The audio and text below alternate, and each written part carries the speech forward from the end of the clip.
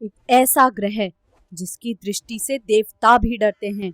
एक ऐसा देव जो राजा को रंक और रंक को राजा बना सकता है, शनि। आज जो कहानी आप सुनने वाले हैं वो सिर्फ एस्ट्रोलॉजी नहीं, वो एक ऐसा रहस्य है जो आपके 7.5 को देखने का नजरिया बदल देगा। क्योंकि महान राजा विक्रमादित्य तक शनि के सामने झुक गए थे, तो हम और आप कौन हैं?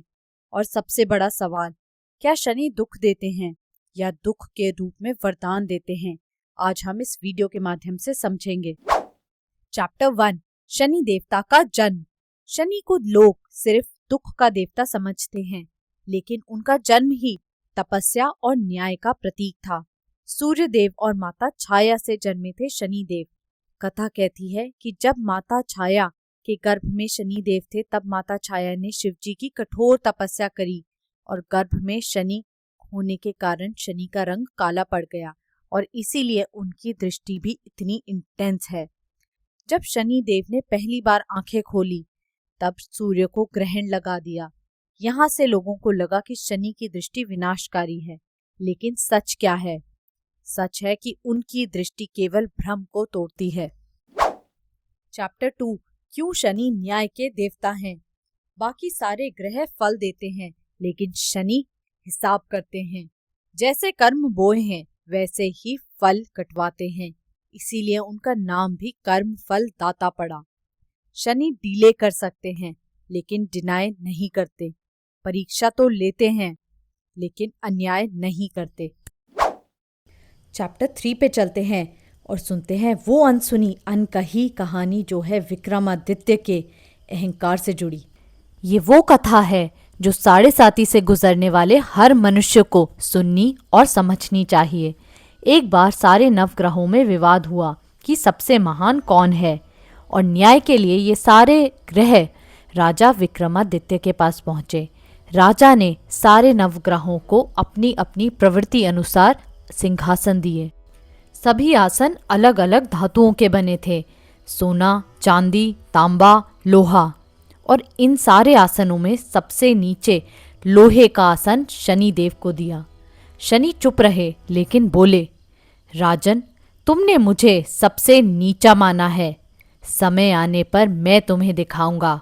और यहीं से असली कहानी शुरू होती है। नवग्रहों के विवाद के कुछ समय बाद राजा विक्रमादित्य पे शनि के 7.5 की दशा आ गई।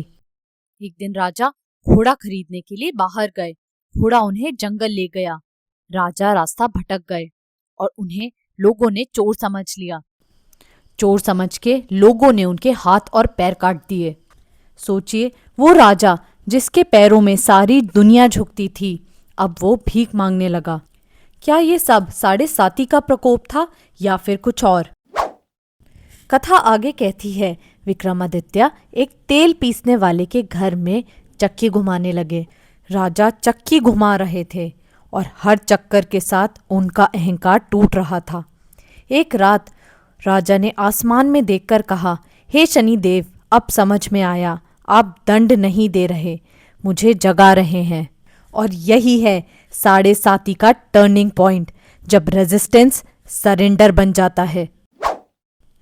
कष्टकारी 7.5 साल पूरे हो गए और तब शनि देव राजा के सामने प्रकट हुए और बोले, राजन, अब समझे, मैं तुम्हारा शत्रु नहीं हूँ, तुम्हारा गुरु हूँ।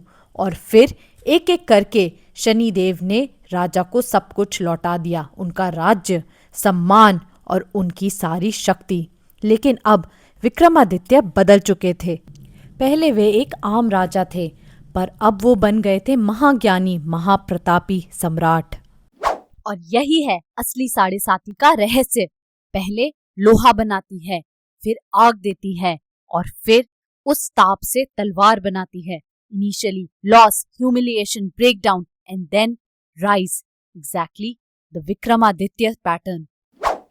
वीडियो का अगला सेगमेंट सबसे इंटरेस्टिंग होने वाला है, क्योंकि यहाँ पे हम उस चीट कोड की बात करेंगे जिससे हम शनि की 7.5 और दृष्टि को काट सकते हैं। वो रहस्यमय स्टोरी जो है शनि और हनुमान की। तो एक बार शनि देव ने हनुमान जी को ही चैलेंज कर दिया। तब क्या था, हनुमान जी ने अपनी पूंछ में शनि को ही लपेट लिया और जोर से दबा दिया।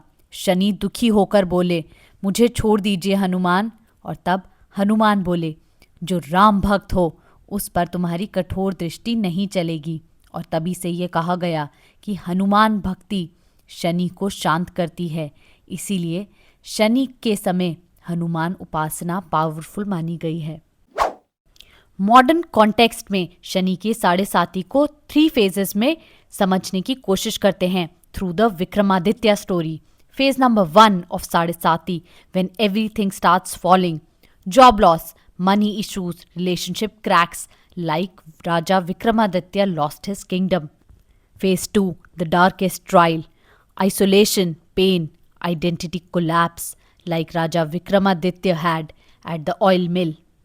The last phase, phase number 3 of Sadesati, the rise, rebirth, reward, wisdom, like Raja Vikramaditya gained his throne with immense strength like never before.